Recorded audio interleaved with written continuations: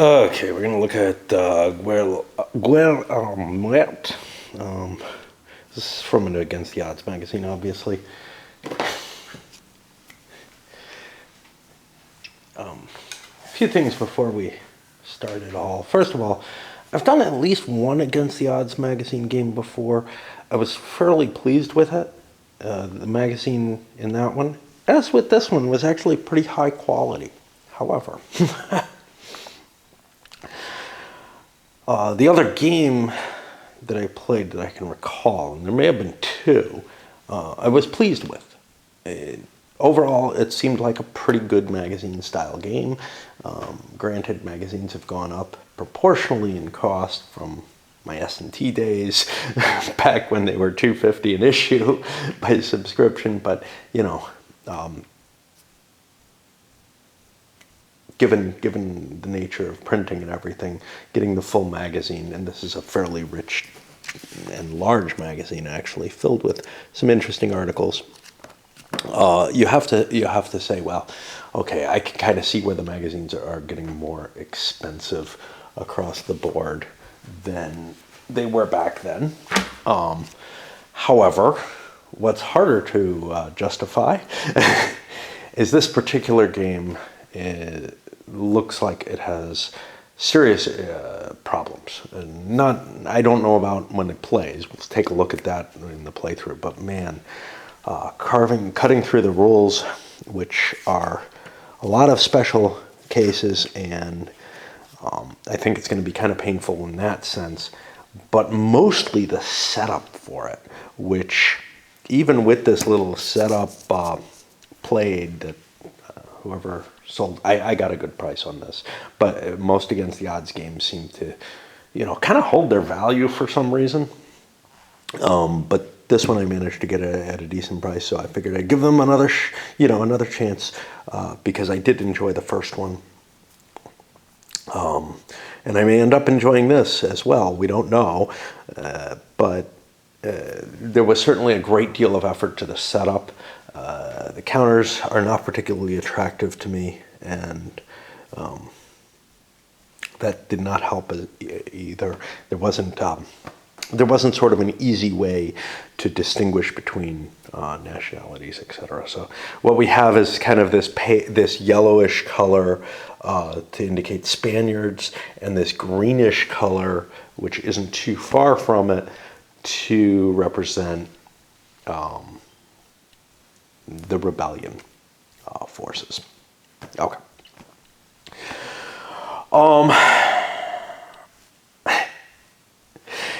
And a little bit more on the sort of prequel before I get into the game too much. Obviously, I haven't played this yet, so we're just taking a look at it, first look. But as is too often the case with my games, but I did notice the effect of game that I am dreading on my ability to get to it. This was. I had read the rules by Thursday. It's Sunday now. Obviously, weekends are a dangerous time for me to start a game, but I found myself avoiding even trying to tackle the setup until Saturday. And, last night I could have done the rules, but I've just been putting everything off and just watching fucking YouTube videos and everything, because I am so dreading doing this. And of course, the longer I put it off, the longer a distance between when I actually read the rules and when I'm going to start trying to work through them again. So a lot of the questions that I have that were raised by the rules kind of disappear in that time, and they may strike me again. Also, things that I figured out about them may disappear. So if that first impression of reading the rules goes badly, it's more likely to go even worse as we go through the playthrough. And that's just kind of a warning having to do with my particular circumstances. There is a fair size amount of errata. I went for the more modern version of it, but there's actually a fair amount on this version. And because it's a glossy paper magazine, I could not pencil it in. And I seem to remember penciling it into the old S&Ts, which had kind of a gloss to it that doesn't seem that different from this. I tried writing on this with a pencil, and I just could not do it. Maybe I'm spoiled by the gamer's real paper that I can pencil onto. But the glossy paper, I had to pull out a pen and mark up with a pen. And honestly, I know some other people had done that with some of the S&Ts that I had bought used as well from that same 70s era. So, you know, maybe I just had a better, sharper pencil back when I used to do it. I didn't have a mechanical for this. I just tried with a normal pencil. And it may have been too soft to cut into this paper. And if I'm cutting into the paper, I might as well be using a pen, right? So anyway, I added the errata into the rules. I don't know how much it matters. There's certainly places where the errata is necessary. There's other places, though, in this rule book where I said, I've got a question, looked in the errata, looked online, didn't have an answer. I actually asked the answer for it. It has to do with the victory conditions for the campaign game. We'll be playing the campaign game. Maybe somebody will have answered, but I doubt it. It's not a recent game. It's not something that has a lot of people who are really up on it. Probably even the designers have largely forgotten about it. So I'm not really expecting a good answer there. On the other hand, the victory conditions for the campaign game make no sense without an answer to it, and nobody asked it, which leads me to wonder if anybody actually played the campaign game. You can see there's big stacks of units in kind of an area game. There's sort of something unattractive about all of this to me. I think it's mainly the counters. They're glossy counters. The map at least doesn't have too bad a gloss on it, although it's slick, so the counters will probably not, you'd have trouble dealing with them if it was a hex map. But with an area map, maybe it's not that big a deal. All right, let's try to go over the components a little bit. First of all, unlike what I'm used to in games, there isn't a quick, hey, let's get used to the components right here. What there is it in here? It's in the fold out, which, is acceptable. It's just, I had the fold out pulled out and didn't pay too much attention to it. I had it pulled out so I could read through the rules. By the way, the rule book makes this statement, and sometimes this is okay, sometimes it's not, you're not expected to memorize the rules. Okay, that's fair. But it kind of makes it, the way it describes it, it kind of sort of says, don't even bother reading the rule. Just look at the headings for it, set up a scenario, start playing it. That is kind of like, wow, who tries that? Well, maybe it's a really simple game. It's not. And you wouldn't need that ignore the rules thing. I don't think you can understand this at all without reading through the rules, and reading through the rules didn't leave me with a very high impression. I'm okay with it up until when it starts getting to all the special rules when I read through it, but now I'm just lost. I don't remember a damn thing.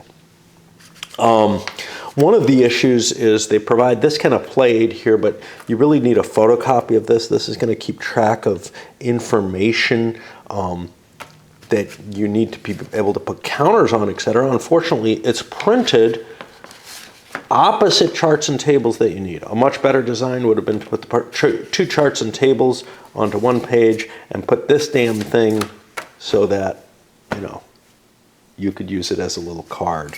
And what would have been optimal then is to have the setup sheet also presented there. This was done by fans, or at least people who own the game and wanted something so that the game made sense as far as I can tell. Although, when there's stuff like this, that's very interesting.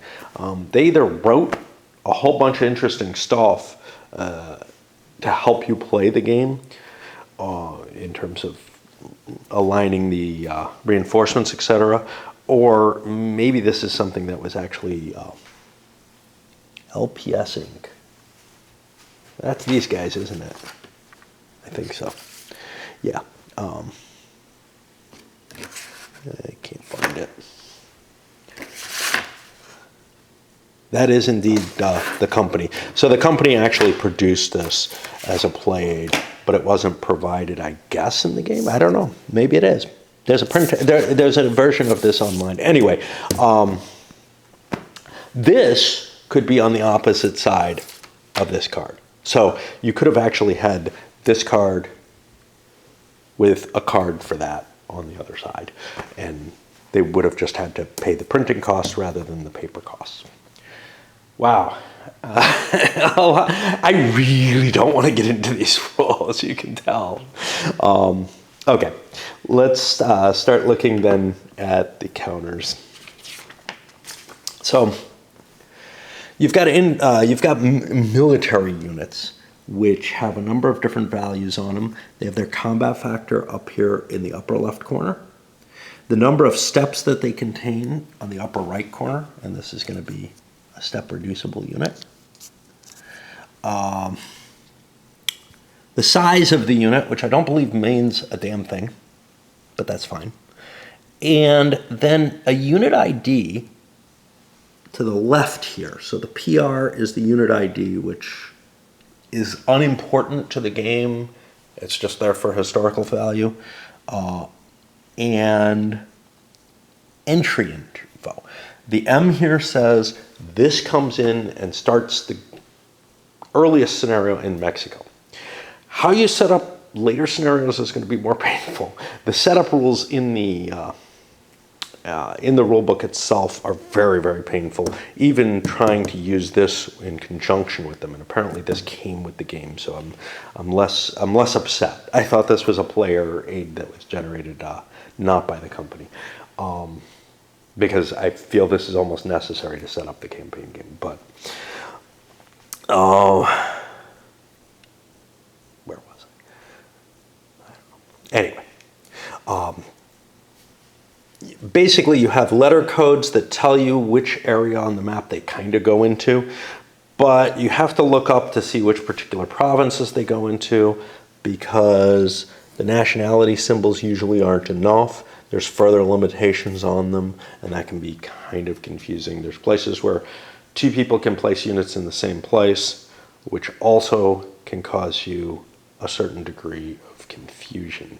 So for example, I had nationalists, the royalists here in Cartagena de Indias, and then because the royalists get to set up first, and then there's actually a militia unit from the rebellion that starts there, and that's the only place it can start.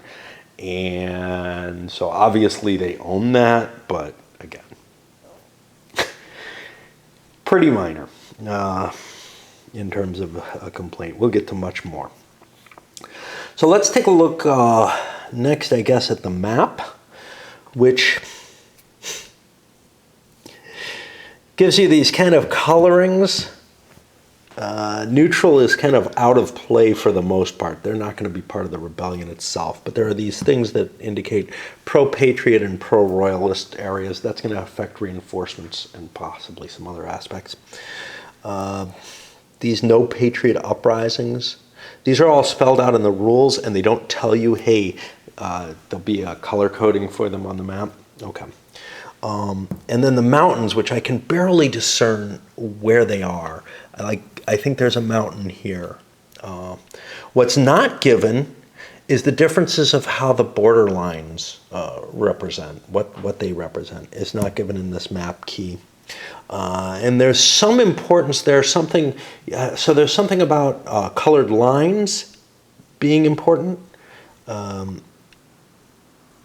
And you know what? I think they were trying to describe the representation here. So the colored lines of the green and the brown, which kind of bleed into the area and are fairly visible on the map actually, I think they were trying to describe those as like dashed lines or dotted lines around the area of that color. And then this, they were talking about some kind of dashed line of the same color as this. And it's actually filling the area. So it's actually a lot clearer on the map than it is the way the rules described it. Okay, so that's important enough. The distinguishment between cities and Fortresses, cities look like horrible places to be. You never want to be in one. I'm not sure why they're on the map. Fortresses are good places, need to be besieged, etc. And then ports. Now, there are no ports here at Puerto Rico and Domingo. There should be there. That's just kind of an errata thing. I guess there should be there. There's not like a map errata, draw these back in. So I'm not sure, but they're treated as ports in the errata, so which seems a little strange. You're going to have in each area a number of pieces of information. And so the upper number is the number of resource points that this produces. If there's a lower red number, as there is down here, I guess that's a 0. Okay. My vision gave me a complete different assessment of what that was. It was not a number. That's going to be a hostile territory. It's just basically an unhealthy place to be. And obviously the Chaco is really horrible. But it's a combination of horrible terrain and or possibly native presence that's unpleasant. Now, what's this Indian slave recruits number? Well, I don't think that's a number. I think that's the symbol.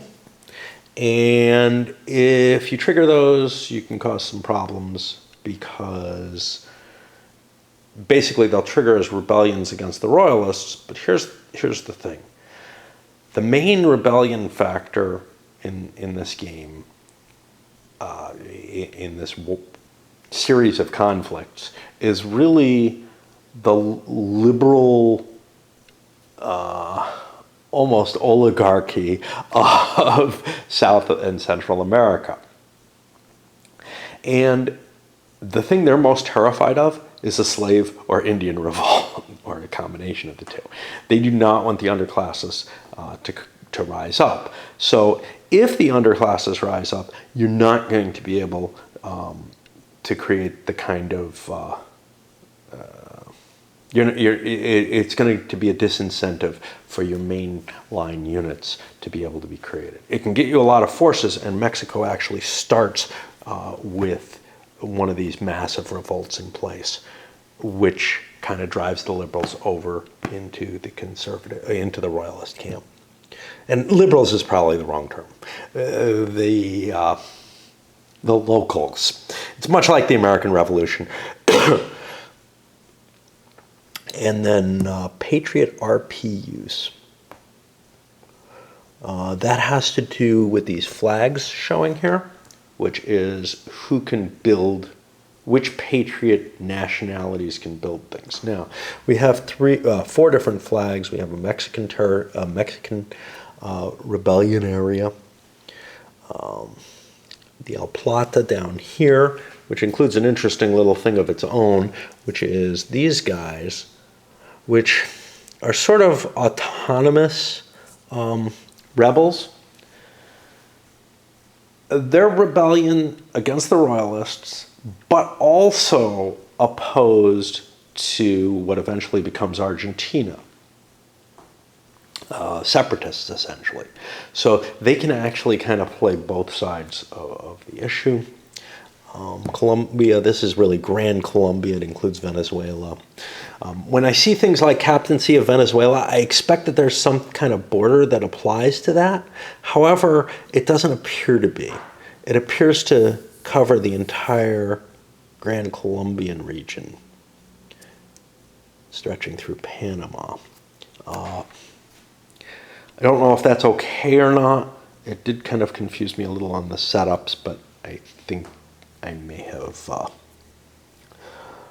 misread that. And then we have one down here for Peru, which of course does not go into Chile itself. There's no rebellion in Chile. Interesting. Okay, we've got holding boxes. This is pretty much for places where the Spaniards might end up gathering a lot of forces. And turn record track contains a lot of reinforcements. These reinforcements get placed differently as per this, which is to say some of them come onto the board, some of them go into your build pools.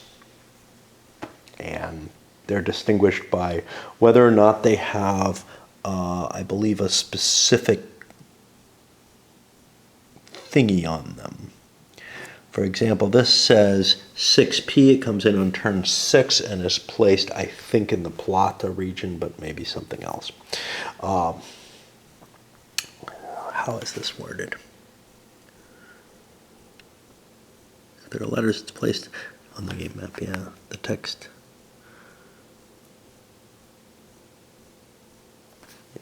Maybe that's Peru. Okay. If they just have a number on them, they go into the replacement box, and you're able to build them from then on. Okay. What else do we have here?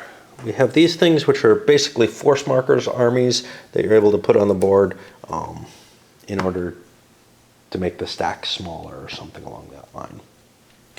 And they may be limited to region to some extent, like there's a Mexican force marker, but these others, I don't know if that really matters, if that's just notional, but we'll try to stay within that, I guess. These are special units of the Portuguese who may end up supporting the Royalists with forces. However, they can cause some issues in terms of basically, if they take over an area, they kind of don't let the Royalists get control of it. So there's not going to be an income coming in from that area. Over here, this is mainly a place where you track the resource points of different nationalities. You have one Royalist resource pool, and then separate ones for each of the rebellion areas. This is to mark operations when you set a unit in motion. When you pay your operations costs to operate a unit, you roll a die and see how many points it's going to get to actually conduct operations. So this is actually not a pulsed game. It's, I believe, an I go you go type system, but you still roll up how much you can do with each unit, which is kind of neat. I don't remember what this is. I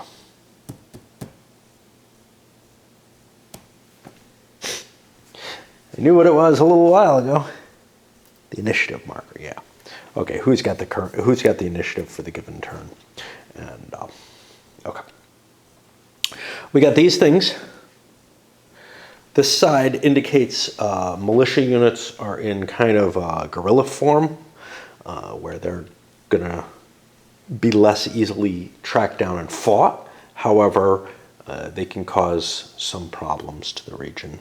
And then this is a repressions marker. It indicates, much like the information that is kept over here, a permanent condition of, yep, something terrible has happened. In this case, it's royalist repressions against the populace. The game's going to use both 10-sided and 6-sided dice. This is what came with the game, this wee tiny 10-sider. I wish I had more like this. And a pretty decent 6-sider of the type I like. Again, I don't know if they came with the game. Right, there's no way I'm going to get through this without some pauses. And I've already burned through a lot of time. So I think we're going to pause right now. And that way I get to take a little bit of a breather. Right, standard. Let's start pushing our way through the rules, reading through. And unfortunately, I grabbed a battery that wasn't fully charged. Here's your setup. This is only for the first two scenarios, for the earliest scenario and I guess the campaign game. It gives you all this information there. And it's kind of set up in a way that isn't very easy to understand. But in conjunction with that, it is possible to get this set up right, I guess. Although I still have some questions. There are a couple of units, like there's a couple of spare units here that are not accounted for in any way. Not these two, there's duplicates of those. And I don't know whether they should be on the board, or maybe the rules allow them to come in a different way. I've got them kicking over here. I should just put them down here because they're kind of weird. And I just don't know, There are more of those extra rebels. We'll see if there's more rules that allow for them to come into play. They are not accounted for in the setup in either place. Now, this setup doesn't tell you everything you need to know. So, okay, the sequence of play. Starting on turn 9, you're going to make a roll to see if the Liberals take control of Spain. If they do, the Royalists become less effective.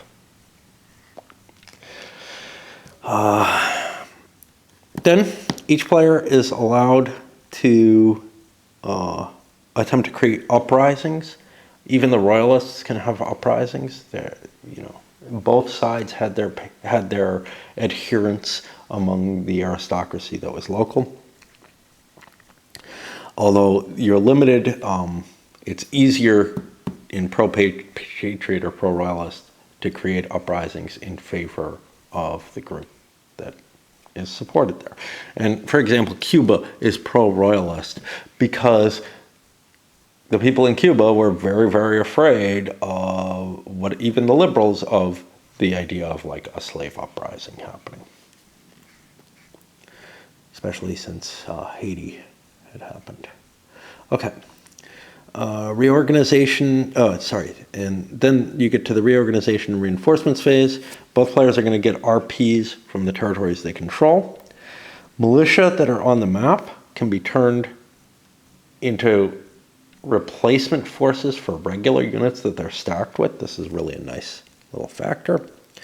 And you can also buy new units, including units that have died, and purchase operations points.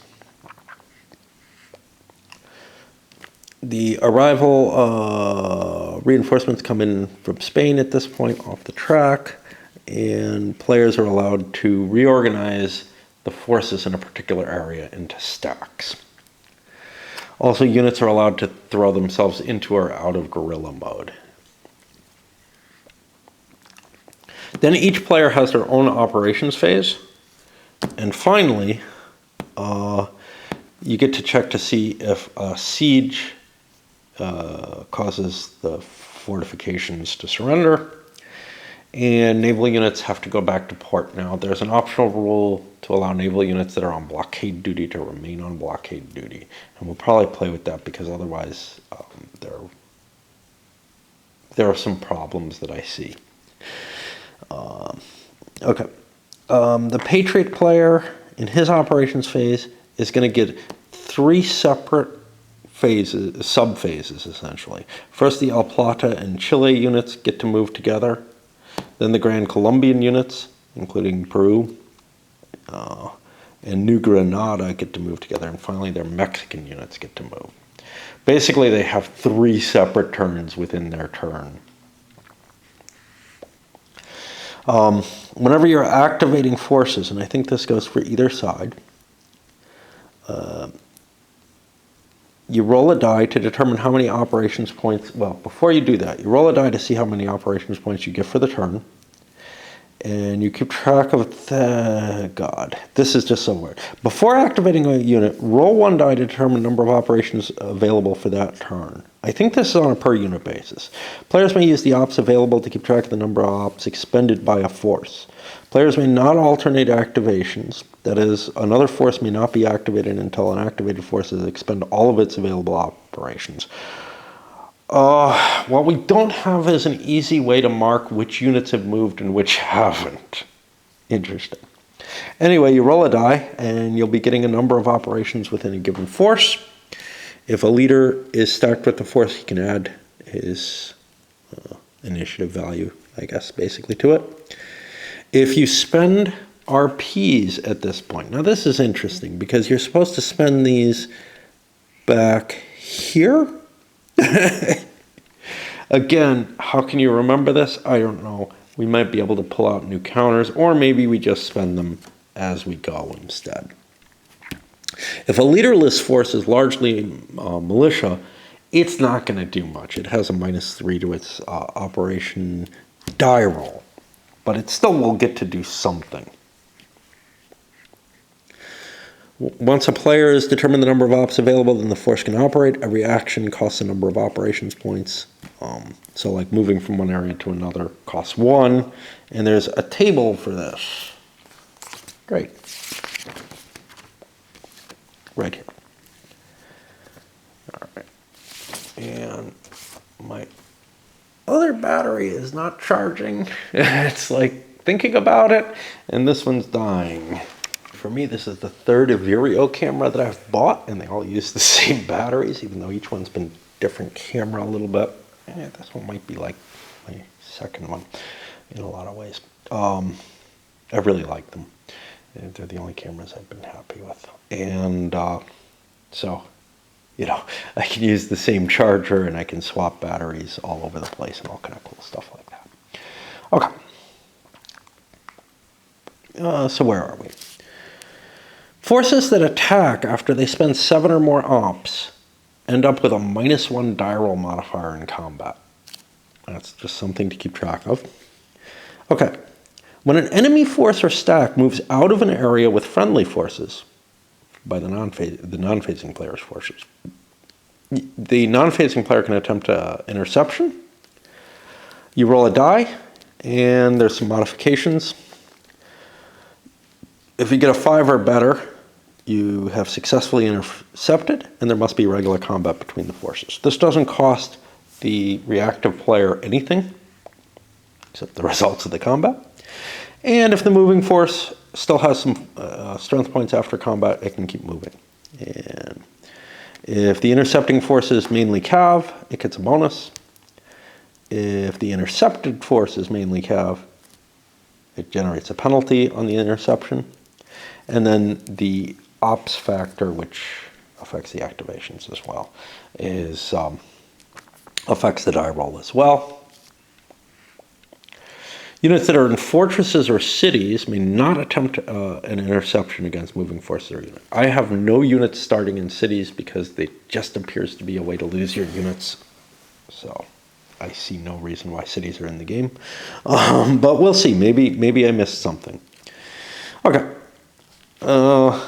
Now, since we did the activations, which is part of this, let's jump back to the resource points. Again, does not follow the sequence of play. That makes it harder to understand and find rules that you need. But the organization, the case structure to the game, to the rule book seems good. The discipline to try to match it to the sequence of play, that's a big minus for me. Okay. You get resource points at the beginning of each turn, depending on unit areas under control, and you can also get replacement points from abroad. I have not seen anything that indicates resource points from abroad.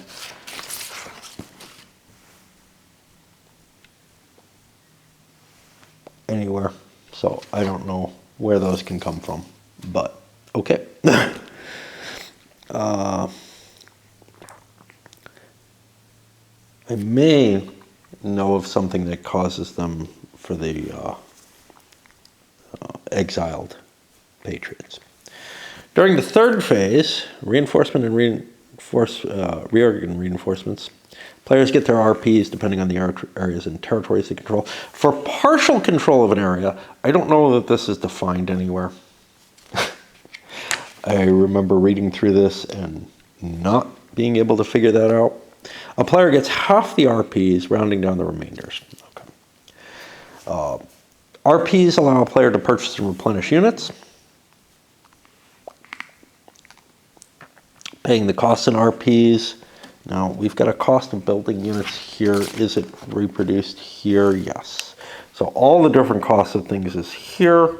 And what you're going to see is militia are cheap, regular infantry a little bit more expensive. So it's worth your time to build units as militia. It might be worthwhile to build units as militia and then incorporate them as additional steps in regular units. The problem with that is you have a time delay. You can't buy the militia and immediately incorporate it. You have to incorporate units before you purchase any unit forces. And then like ships start getting pretty expensive, And then you can buy DRMs for the attrition table. I don't think this happens during the RP expenditure phase. What's not marked on here is the ops points that you can buy, but that's over here. +2 for every additional RP expended. Again, though, those RPs are supposed to be expended back here in the reorganization and reinforcement, not during your ops phase. It appears. I don't know that I'll be doing it. The Patriots can only spend their RPs based on the unit that's getting them, and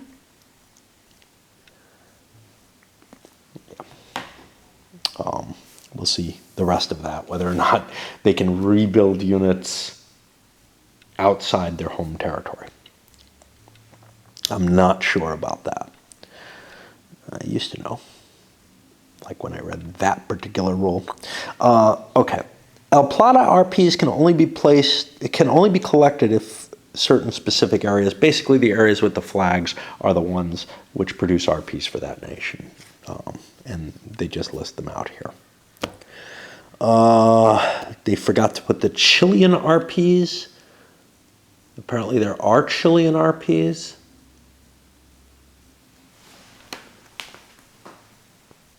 Which is strange because we don't have a Chile flag. But northern, southern Chile, and down here produce Chilean RPs. I don't know what color they'd use. I don't know anything about this. There's this green with orange. That might be the Chileans.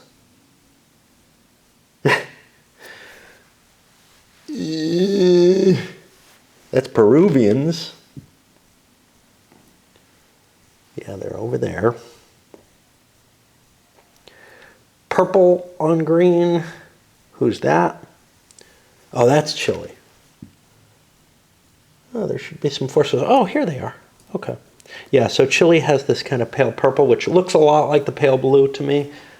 Again, I have difficulty telling greens and purples.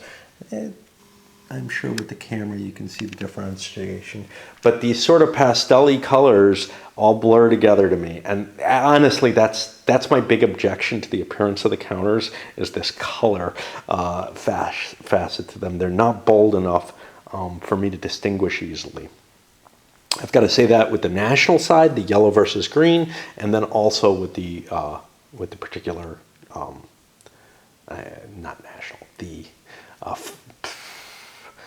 royalist versus anti-royalist, which player controls the pieces, but also within each individual nationality, I'm finding it a little difficult to see the differences. It's not horrible, but mainly it's that my brain is not quickly being able to differentiate them, which means that I'm going to have to take a little pause, that extra half second or whatever, to distinguish, oh yeah, I have to actually focus in and think.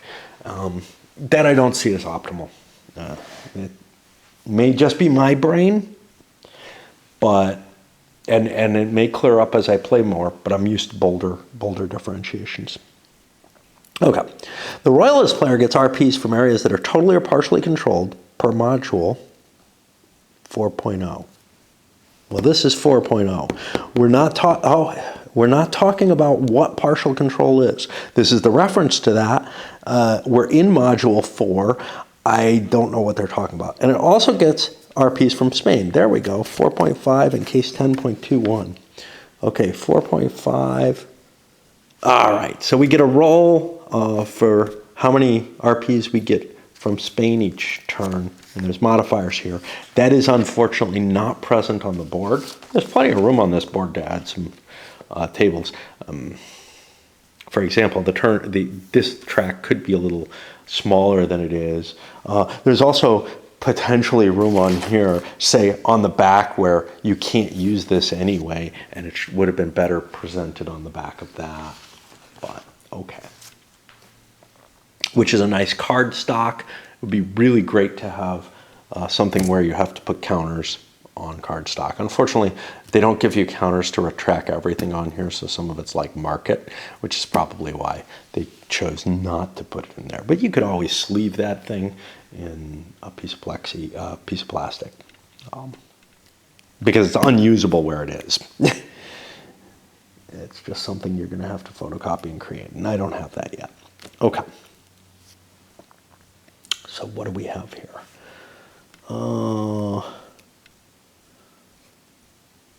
We didn't look at 10.2.1. Let's see what that says.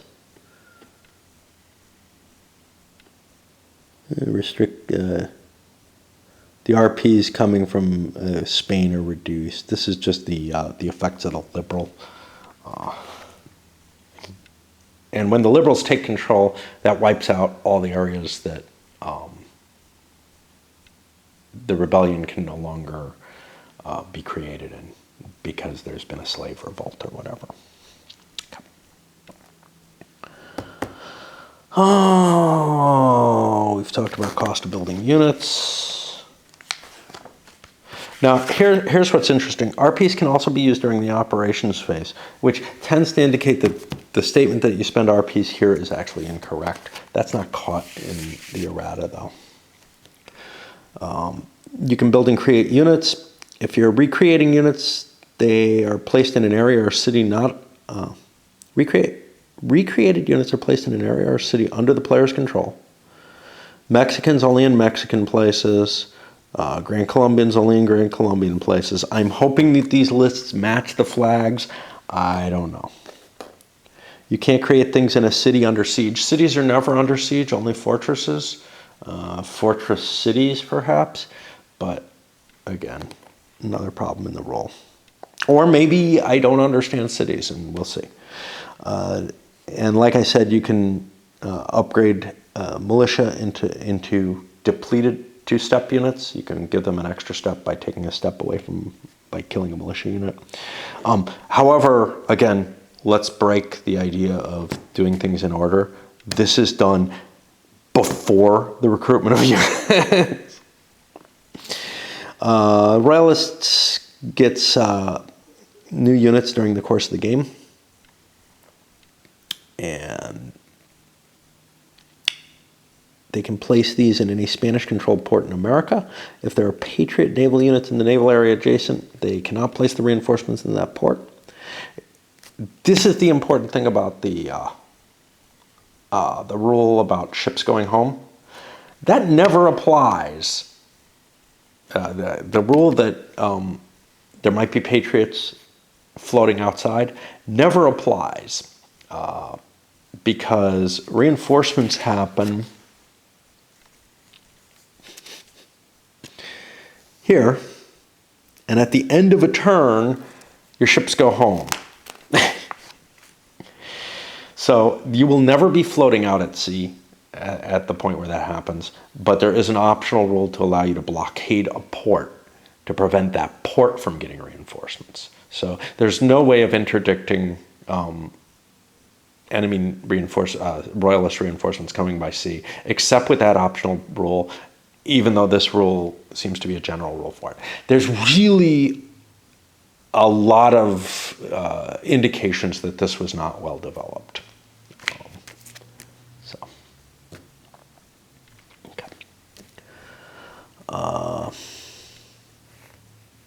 If there are both Spanish and Patriot naval units in a naval area, then naval combat must be resolved before landing the reinforcements. Again, this is a situation that just can't happen.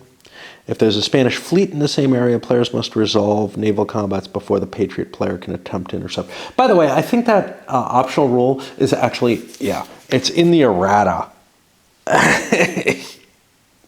So there's a whole bunch of rules here that were written up about naval interdictions, etc., that cannot take place.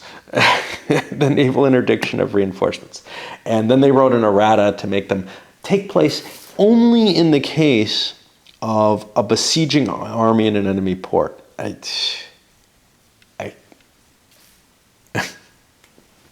Great work, folks. Okay. And instead of correcting for that original, trying to make that original rule work, which could reasonably be done. You pay like an RP per ship that you want to keep at sea or whatever. That would all be sensible. Now, instead of doing that kind of development, they said, oh yeah, there's a whole set of rules that don't make any fucking sense. Let's put in an exception in one particular case that's particularly egregious, that you can't maintain a blockade on a port that you've, and in this period you definitely could, that you can't maintain a blockade on a port that you have under siege. And yeah, the level of abstraction of this game, I would not mind if the ships could stay at sea. However, whatever. Okay, let's keep going. Both sides may recruit Indian or slave masses during the reorganization and reinforcement. So the royalists can cause these too. The recruitment of slaves may be done in a set of areas, and I'm guessing they're the areas with these little blue markers here on the thing. The side that recruits Indian or slave masses may not roll for an uprising in that area anymore during the game. And you use this display to mark where people have recruited them. And I guess you can mark it directly on this, but if you wanted to use this so that it's a reusable type thing, or if you wanted to sleeve it so that you could mark it up, all of those options are impossible because, well, I guess if you cut this, you could put this in a sleeve and do it. But I kind of like the fold out of this, and I can print out a sheet of paper. Or I can just duplicate this by hand, you know. I don't know. Okay. When the liberals take power in Spain, it cancels the roll. Okay, what does that mean? Well, the explanation of this is the side who recruited Indian slave masses may roll again for an uprising in that area. Cancels the rule. Does that mean you can't? I would suggest that it's this entire rule, which means there's no longer any penalty for slave revolts. That seems unlikely. Another option is that it makes the whole rule section 4.9 canceled, in which case they can no longer be recruited, but they also, it takes away the prior effects, or it just, and this is what the explanation kind of states, or seems to state, is that it just erases the prior slave revolts. You can maybe have more. Again, completely not managed and also not covered in the errata. There is nothing about this rule in the errata. And I have a more recent errata in there. So again, another ambiguity here. This really, I can't see how you could say this was blind tested sufficiently before release. It is a magazine game. It doesn't feel like an S&T magazine game. What it feels like, and yeah, including things like Armada, what it feels like is those magazine games from the 3W and there was another company that was putting them out at the same time. Prior to Decision taking over S&T, where, man, they just did not put the effort in. You know, TSR or SPI, at least they got the errata right. You know, the old SPI, they got the errata right. The TSR, right, you felt like they got actually the games mainly right, for whatever worth they had. But, you know, this is just ugly. And some of those old games, the 3W in particular, come to mind. But there was another company at the same time that was putting out shit, and they just, the errata would show up in the next issue or over the next couple of issues of the magazine. It was never available. It was not available online for a long time. Maybe it is now, but they used to be buried in magazine issues instead of, like, you know, the old S&T SPIs used to come out with, yeah, we printed this too quick. Here's another sheet of paper for you where we have the errata, and it was just provided right in there. Or it was provided separately so that it could at least be moved to the game. Like, if something came out in errata later, I'm not sure what the ordering was on here, but like, I would get, like my Armada copy came with a sheet of errata. Now I bought it used, but that sheet of errata was a standalone piece of paper. A couple of pages, but you know. Okay, continuing on. Like this is. And this might have been printed out and released with the game in the same way, but it's nowhere near sufficient. This game just has so many problems. Where are we? Okay. We've got specific rules. Reinforcement units for Mexican patriots must be placed on fully controlled area or stacked with the leader Morales.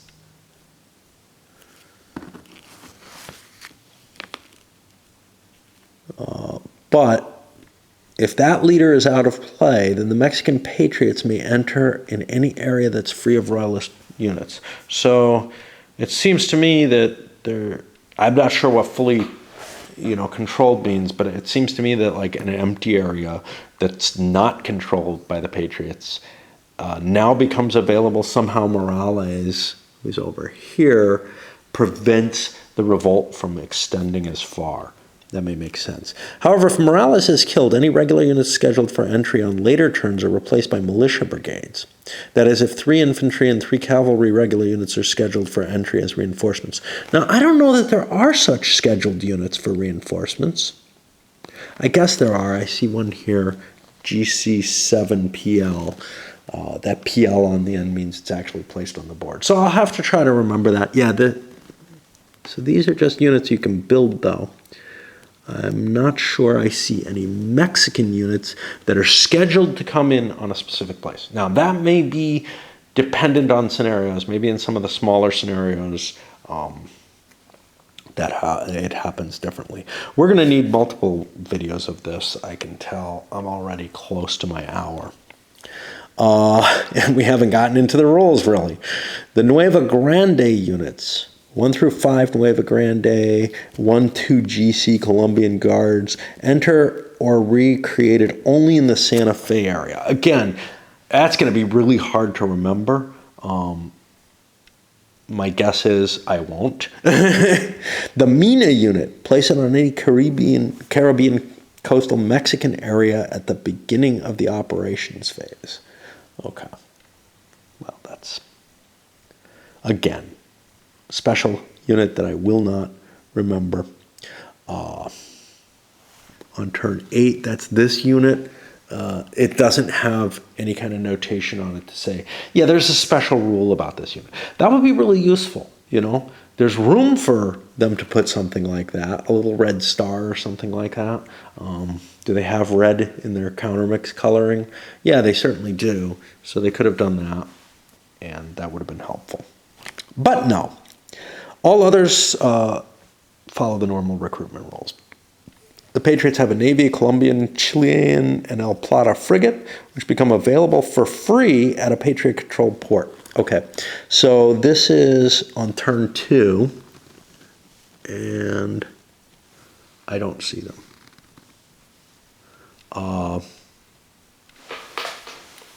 We've got some ships over here, but they're not on the reinforcement sheet. Therefore, they didn't get set up. Oh, no, there they are. Okay, so we should have them on the board. I hope.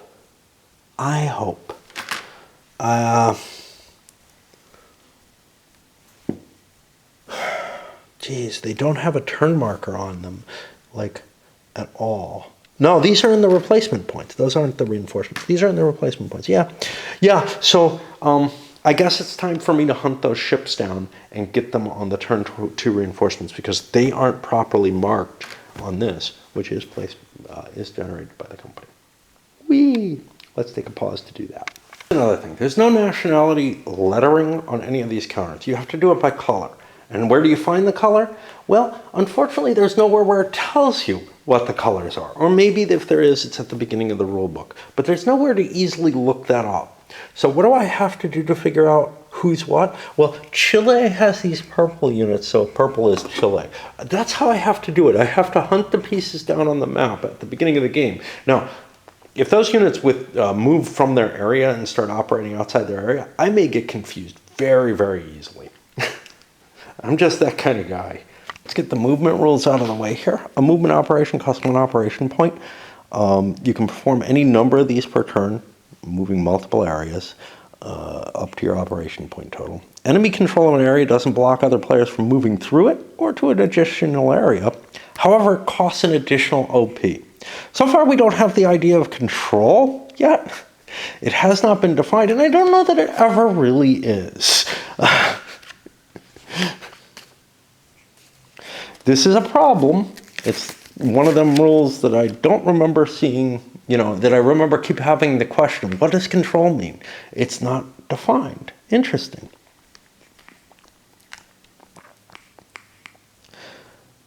And no, the errata doesn't help.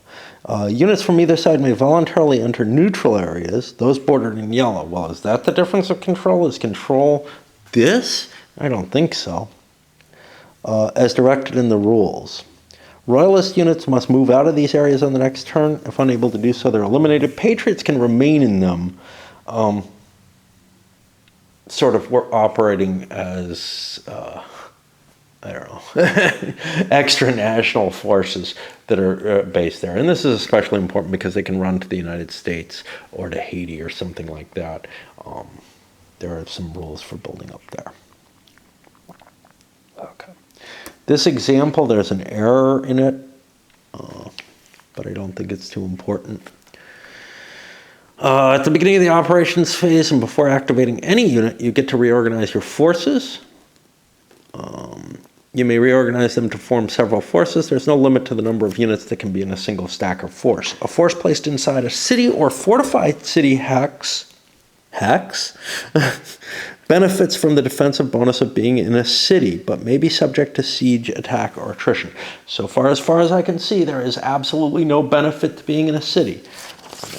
If there's a combat benefit to it, it's wiped out by the fact that as soon as the enemy moves into an area where you have forces in a city, your forces just surrender. So, I do not see any combat advantage for being in a city. So I feel like this is maybe some kind of artifact of some prior development level. And again, just part of this, the game doesn't work as written particularly. There's a lot of crap like this lying around in the game. Okay. Force markers, there are these markers that we talked about a little earlier. Let's take a look at them because they have special rules. Doesn't look like there's any limit to what you use them on them. Patriot units may freely stack with one another regardless of their nationality. However, they can only activate as a force in the phase that they're allowed to activate, which remember, we have 3 different sort of groupings of those activations, and those groupings kind of limit their capability to attack together, or to move together for that matter. Okay. And the boxes should be out of sight of the enemy player, these boxes that are right here on the map, and its contents are revealed only to resolve combat. So the only way I think you get limited intelligence is by using these boxes. That's what it seems to imply. I don't feel like that makes sense. It seems like these are just holding boxes. Shouldn't there be limited intelligence for what's on the board too? There's no rules about pawing through or not pawing through the enemy's stack. I don't know what the intention with this is. Are these boxes special, indications that those forces are so special that they're harder to see? I don't know. Either way, since I'm playing it solitaire, I kind of fudge around with those kind of rules, which is to say, if there is a limited intelligence rule, sometimes I do paw through my opponent's stack because I walk away and I'm not playing for too long, and I need to know what I'm hitting and how. During the movement phase, a force or stack that performs a move operation can leave behind units. It can drop them off. Those can't move for the remainder of the operations phase, however. A moving force can also pick up another force, but only if the picked up force has not operated during that phase, and they suggest rotating units to indicate that they've already done movement operations. So we don't have a counter for that, but I've got units faced every which way, because this is an area game, but also I kind of tried to align them with the city if they're with the fortress if they're in a fortress. Nobody'd be stupid enough to be in a city with these rules, but okay. We haven't gotten to the rule that makes that clear. Certain areas on the map were extremely hostile. We've talked about these. So, for example, the Chaco region, which have a hostility number, and on the attrition table, they receive a penalty. Now, there's something interesting here, which is, again, it appears to be an artifact of an earlier rule.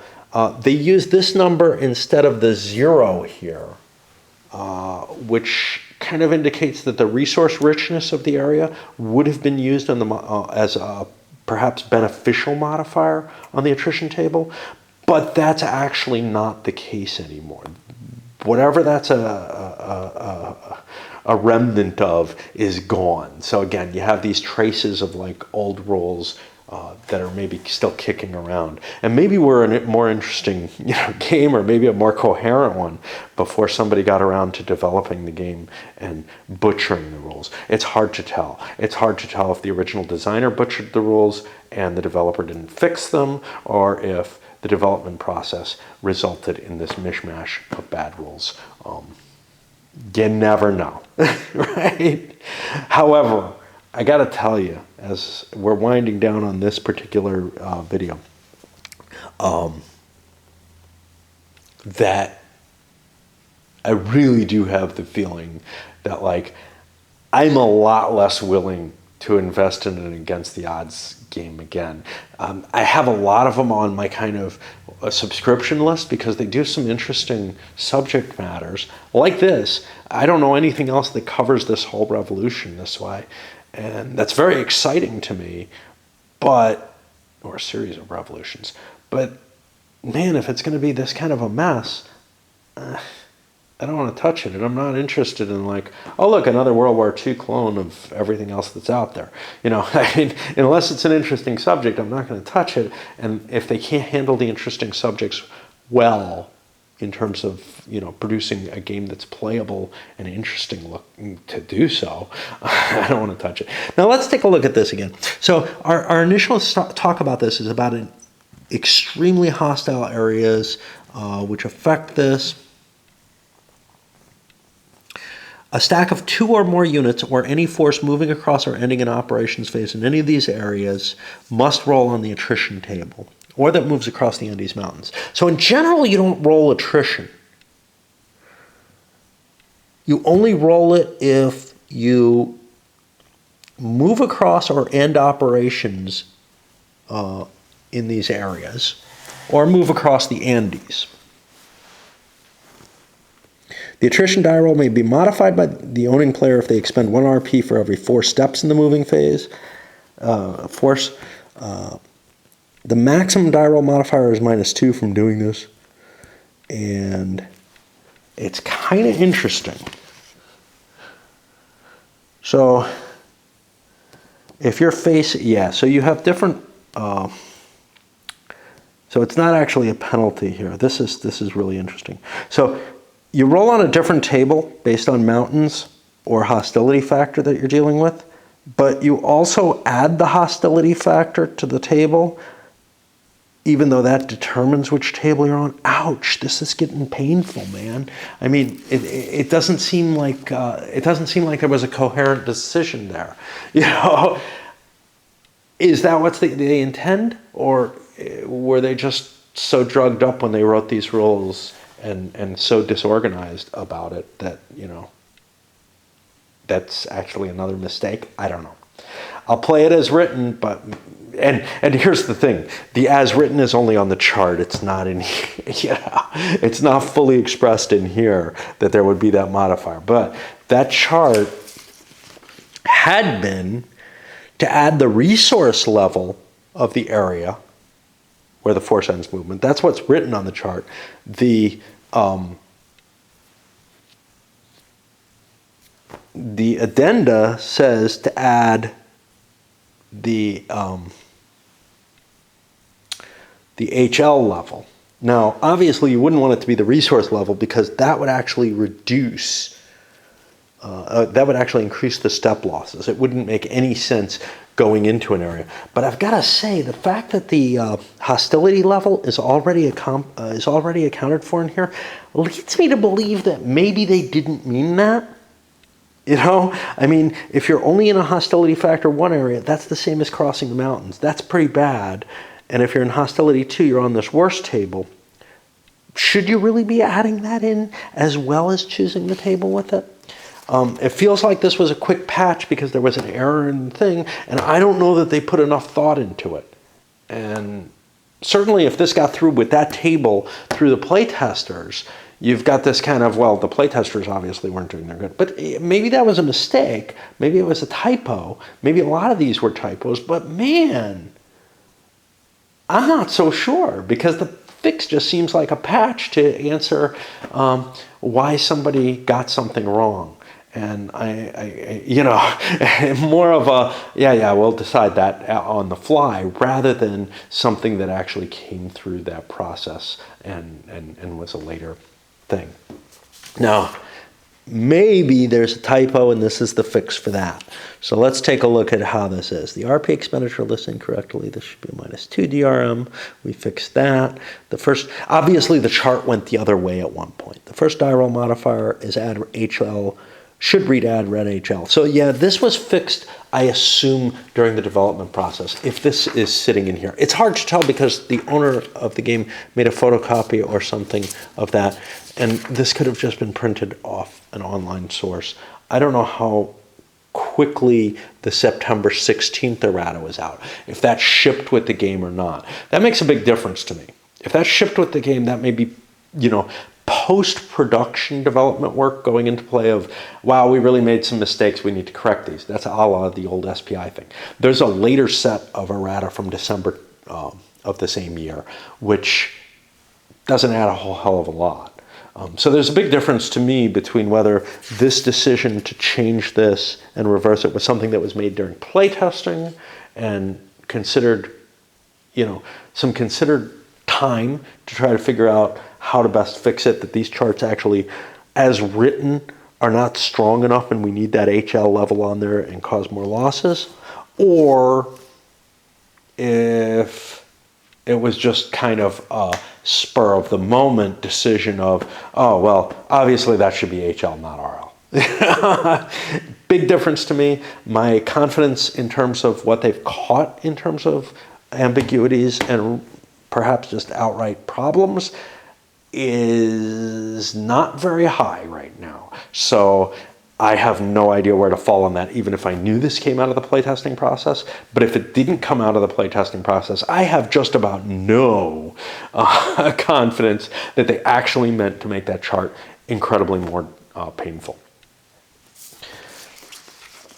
Because what that means is if you pay, let's say you're in a hostility 1 area, you're already adding 1 to the die roll. So if you want to get the -2, all you're doing is getting yourself down to a 2-step loss maximum, you know, with a fair chance. And if you're going through hostility factor 2 area, the best you can do is make this an even die roll on there. On the other hand, on the mountain, and why do this, right? And in the mountains, well, things are a little different there. So crossing the mountains becomes less painful than crossing the Chaco or even the Pampas. Well, for crossing the Pampas, which is the big deal there. Now, of course, you probably wouldn't be going through the Pampas unless you're crossing the mountains, and from a pretty terrible area to begin with, but whatever. I'm hoping it won't have much effect on play, and I'll try to play it as written, but man, it really, yet another indication of what's wrong with the design rules. All right, we'll hit the combat starting with the next video, and I'll send this one up in whatever form it's in.